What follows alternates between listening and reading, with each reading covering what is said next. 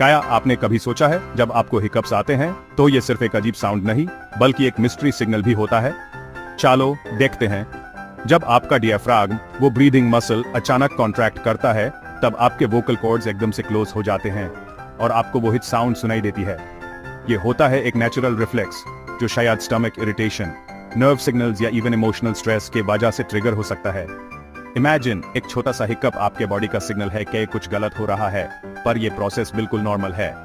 तो अगले बार जब आपको हिकअप्स आए, बस चिल करो, यह आपके बॉडी का नेचुरल अलार्म है। अगर आपको यह सीक्रेट फैसिनेटिंग लगा तो वीडियो को लाइक, शेयर करो और सब्सक्राइब करना मत भूलना for more mind blowing science facts या